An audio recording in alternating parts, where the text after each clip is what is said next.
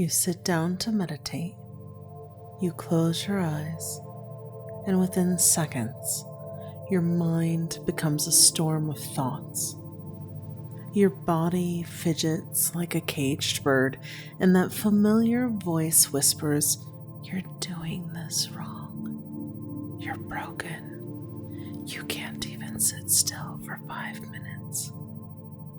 But what if I told you that your inability to meditate is not a failure, it's wisdom?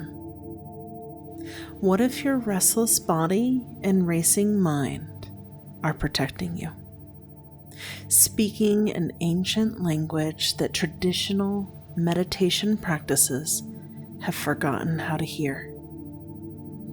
I'm here today as your guide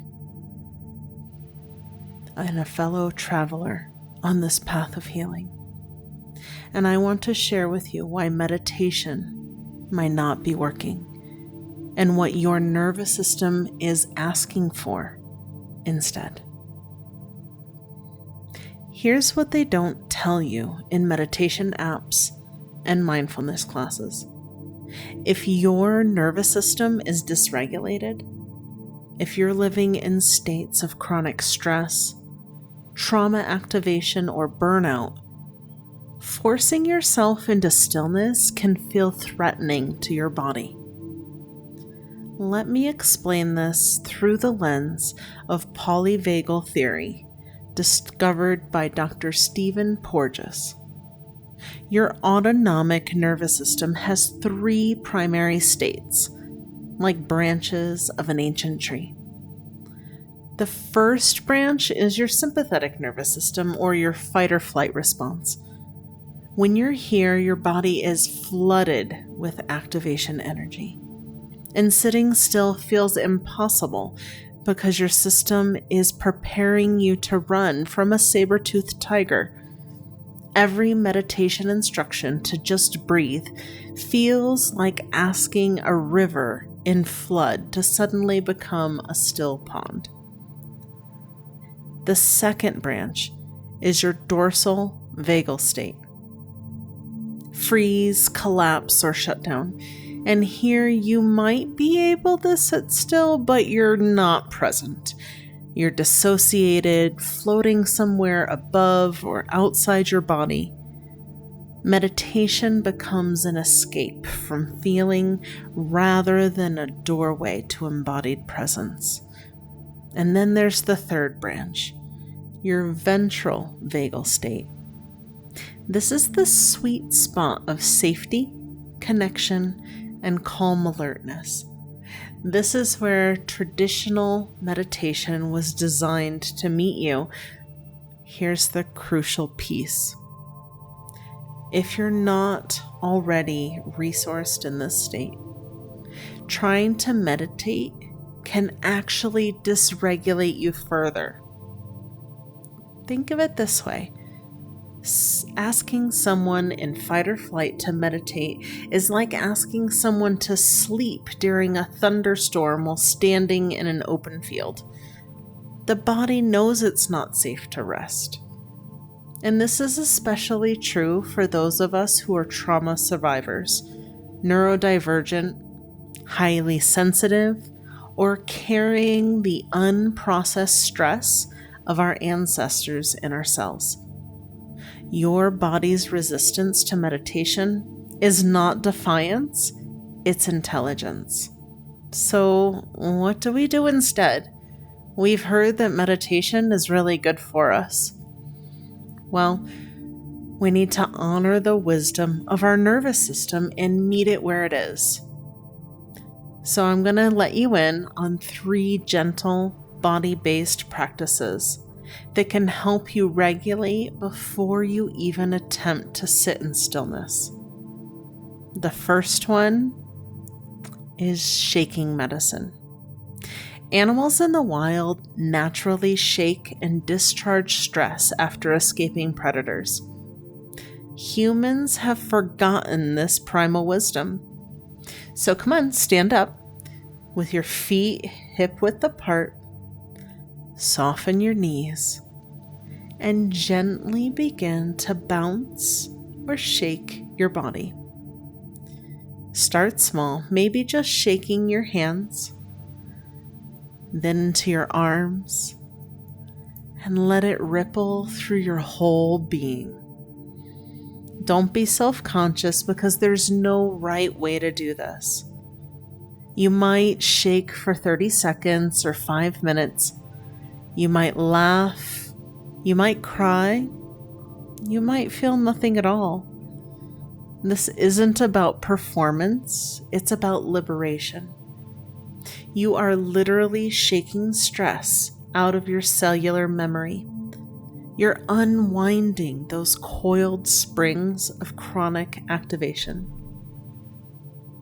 Think of yourself as a tree in the wind, flexible and responsive, rather than a rigid statue trying to hold a pose. Allow your body to remember its own rhythm of release. Practice number 2, the rhythm of return. Your breath is the bridge between your conscious and unconscious mind, between your will and your wildness. But forget about breathing, quote, correctly. Instead, we're going to breathe rationally. Place one hand on your heart, one hand on your belly. Begin to breathe as if you're rocking a beloved child. Slow, rhythmic, nurturing. On your inhale, allow your belly to gently expand like a balloon filling with warm golden light. On your exhale, allow that light to flow through your whole body like soft honey. Here's the key. Make your exhale longer than your inhale. This extended exhale activates your parasympathetic nervous system, or your rest and digest response. You might count 4 in and 6 out, or breathe in for the word I am, and breathe out for the held and safe. We're not looking for perfection. There's no perfect technique. It's about returning home to your body with kindness over and over again. Practice number 3, the practice of orienting.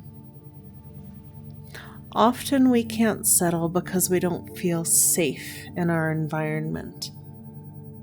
Orienting is an ancient practice that helps our nervous system map safety in real time. So find a sitting or a standing position that's comfortable for you, and slowly turn your head to the left without forcing. Allow your eyes and head to move together until you find something that catches your attention. Maybe it's a plant, a piece of art, or the way the light falls across the wall. Pause there and breathe. Notice your body softening. Now slowly turn your head to the right, again following your curiosity rather than a plan. What draws you in? Rest there for a moment, feeling your feet on the ground, in your seat in the chair. This practice tells your nervous system, I am aware of my environment. I can see what's around me. I have choice and agency. It's the difference between feeling trapped in a dark room and standing in a meadow with a 360-degree view. Your animal body needs to know where it is in space and time before it can truly rest. Now, let me offer you a simple daily practice that honors both your humanity and your healing. Every morning, before you reach for your phone, before you rush into the day's demands, spend just 2 minutes connecting with your body, preferably before you get out of bed. Here, we're not looking to fix it. We're not forcing it into calm. We're simply saying hello and good morning. When you sit up to get out of bed, place your feet on the floor. Feel the earth beneath you. Take 3 breaths that are just a little longer than usual. And ask your body, how are you feeling today? What do you need? Maybe the answer is movement. Maybe it's stillness. Maybe it's a warm cup of tea. Maybe it's stepping outside to feel the sun on your face or the cool morning air in your lungs. This is meditation. Not as a rigid practice that you impose on your body, rather as a loving conversation that you have with your nervous system. It's learning to be present with what is, rather than forcing what should be. Some days your meditation might be dancing in your kitchen. Other days it might be crying in the shower. Still other days it might be sitting in perfect stillness. Your body finally soft enough to rest in the spaciousness of your own being. All of it is sacred. All of it is medicine. All of it is meditation. And all of it is you learning to come home to yourself. True meditation is not about emptying your mind. It's about filling your body with presence. It's not about transcending your humanness, rather about inhabiting it so fully that you touch the divine right there in your bones, in your breath, in your beautiful, tender, sometimes chaotic human experience. Your nervous system is not an obstacle to overcome. It's the very instrument through which you experience the sacred. And when we regulate our nervous system first, when we build a foundation of safety and resource, meditation becomes not a discipline that we force upon ourselves, rather a natural flowering of our embodied presence. Think of a flower. It doesn't force itself to bloom. It roots deeply and draws nourishment from the earth. It follows the rhythm of the seasons, and when conditions are right, when it feels held and resourced, it opens naturally into its full beauty. This is what we're cultivating together.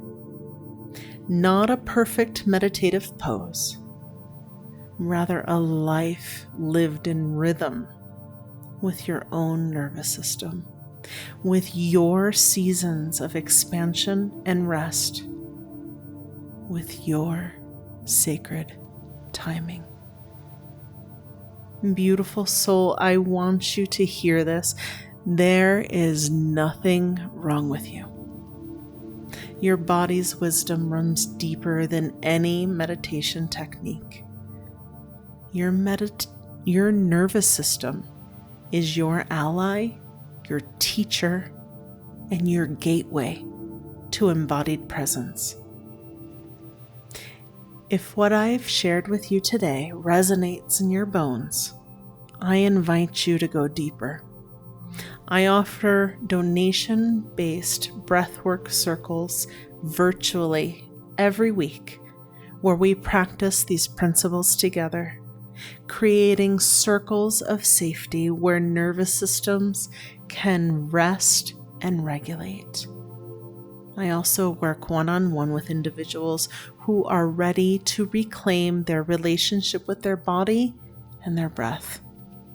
You can find me at vitalexplorations.com.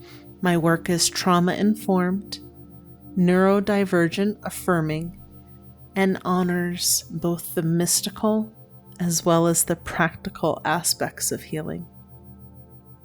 Remember, you don't need to fix yourself to be worthy of peace.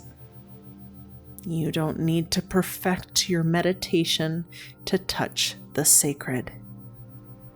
You are already whole, already holy, already enough.